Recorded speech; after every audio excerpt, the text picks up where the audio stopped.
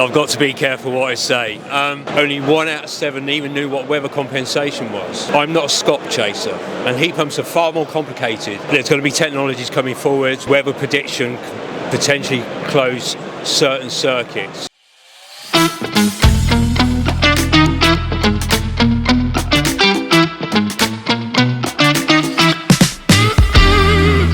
Welcome to the UK series. Hello everyone and welcome to our UK series podcast. My name is Dodić. I am the heat pump trainer and founder of HVAC Education Hub, where we talk about heat pumps. Today we are at Installer Show in Birmingham at Ultimate Renewable Supply. They are excellent company, distributors of underfloor heating, heat pumps, smart controls, everything what you want. And today my guest is Ken Bone, technical and training manager from Ultimate Renewables. Hi Ken, nice to have you here. Nice to meet you, finally, and welcome to the UK. Yes, my name's Ken Bone. I've been doing heat pumps for about 25 years now, and I started off doing low temperature boiler systems with weather compensation, and that got me into heat pumps, and now 25 years later I'm now doing what I'm doing, and the heat pump market in the UK is growing massively and really taking a hold on the industry now. Thanks Ken. We know each other for a long time through online, now finally meet you in person. Can you tell us something about control system and approach what you have in Ultimate Renewables, because you are a big fan of an open loop system without buffers, without unnecessary equipment. We are also talking a lot about these simple systems, which is usually the best one. Can you explain a little bit for our listeners what is the open loop and how you control some rooms? For example, if you have high heat gains from the windows, how can you control if you have fully open loop? We try and look at every job separately, bespoke. We try and eliminate and get rid of as much microzoning control as we possibly can. So that is the whole principle and philosophy of open loop. We are trying to look at the whole house as technically one room, as the buffer, as the volume that's needed for the heat pump, and we're trying to get the control dialed in on the heat pump so the temperature in the property is at a constant level for the customer. But there is always buts, and customers are always different.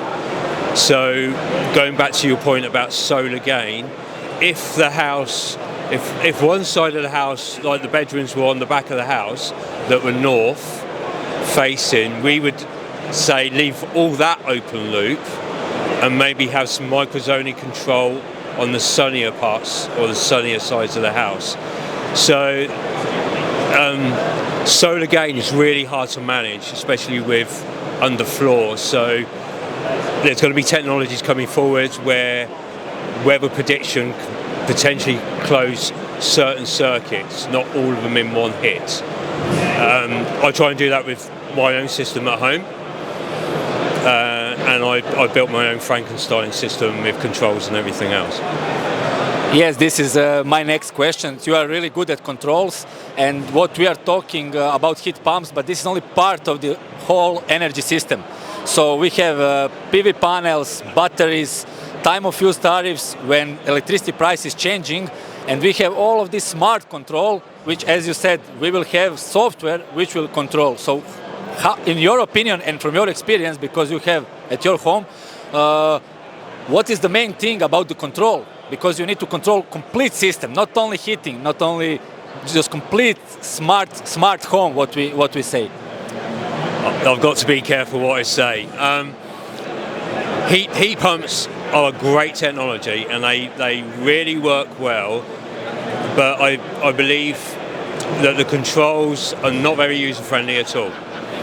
So geeks like me have created our own with open source software and gadgets that we can buy and open energy monitoring, and I can grab that data and create like if and then that controls. So like if the weather's doing this tomorrow, I don't want the heat pump working so hard today or this evening because the weather's going to be good. The same with batteries. If the weather's going to be good tomorrow, why charge the battery up tonight? So I've slowly off over about 5 years, so I've created this monster. I couldn't sell it to a client, but for me it's learning how things operate, how the difference of doing this at a certain time of day, or changing a pump speed, or trying to manipulate a flow temperature on a heat pump, how that affects the overall system. I'm not a scop chaser. I'm more, as an industry, as a manager and talking to engineers day in, day out, I'm trying to now get the cheapest for the client and making hay when the sun shines. Do extra hot water when the sun's shining, or the nighttime tariff is cheap. But at the moment you can't do that easily in a heat pump controller. Yes, you said that you spent 5 years building these things, so we'll come to this education topic.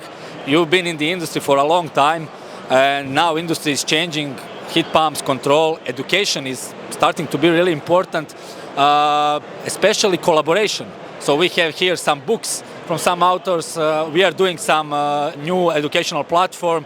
You as a company, we have manufacturers. How can you see the role of the education, combination of in-person, online platform like ours and company like yours? How do you see these roles, and what will be the main driver for education all of these installers? Because around 300,000 engineers are missing in Europe in the next years to adopt the technologies.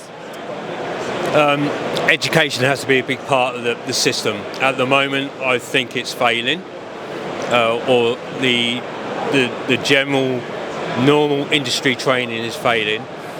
I'm dyslexic, so I would struggle being in front of a PowerPoint and learning from that PowerPoint. I could and I will, but I'm much more of a hands-on person, and I found in my years in the career, which is over 30 years now, a lot of good engineers are not always or were good at school. And that's why they became an engineer, but their mind, how it works, made them logically good engineer, mechanical, and so we're now asking those guys to step up to do heat pumps, and heat pumps are far more complicated. So yes, we need collaboration in your training, your platforms, which I love. I think they're absolutely brilliant, and we need to look after those engineers that do struggle. Yes, and you said just at the end that you're dyslexic, a lot of guys, and you like this interactive way of learning, which is what I also feel like a more comfortable, especially in online world. It's really hard to sit at front of your PC without some kind of interaction. That's why we're also trying to build this thing, but to build it with feedback from the engineers, because it's for the engineers. What I'm hoping to do, and what I've been wanting to do for years, and I think we mentioned it, I want a hands-on training. Like 90% of the training, I want hands-on. I want you to take a heat pump apart. I want you to test this, how a compressor works, what hertz should it be doing, and everything else. That is important. We have, I'll give you a very small example. I had some training guys recently. Only 1 out of 7 even knew what weather compensation was. None of them knew how to work a multimeter. That's our bank of industry engineers that we have. So if they're just going to not picking a certain manufacturer, but if they're going to somewhere and getting a sales death by PowerPoint, they're not really learning anything. Whereas you and I are trying to do and cater for those other engineers and creating something is bespoke for those engineers. Yes, agree 100% with everything. Just final message or thought for our listeners. A lot of engineers are listening, guys across Europe. What would be your one advice for engineers in our industry? How to how to be, let's say, satisfied with the work, because I can see that you love your work, I love my work, so it's really interesting industry. How to find these people and how to have this privilege to work with them. If I was going in the industry now, I would do electrics. I would try and do some electric training. Look at the environmental impact as well. You know, a lot of clients will come to us about they want to change or be better for the environment. So there are a lot of angles that might send you down studies of environmental studies and why gas is bad compared to refrigerant gases and stuff like that, and the new propanes. And it will snowball, and try and find channels that interest you, whether it be complicated controls. I want to specialise in complicated controls, or I don't want to do anything less than 200 kilowatts in heat pumps. Try and become specialist, and the work will come, and you'll start to enjoy it.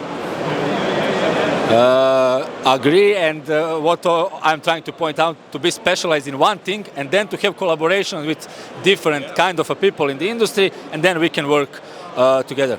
Thank you, Ken. Thank you for a great discussion. Thank you. Thank you very much. This is part of our UK series. Thank you for watching. Check another videos on our platform, and see you next time.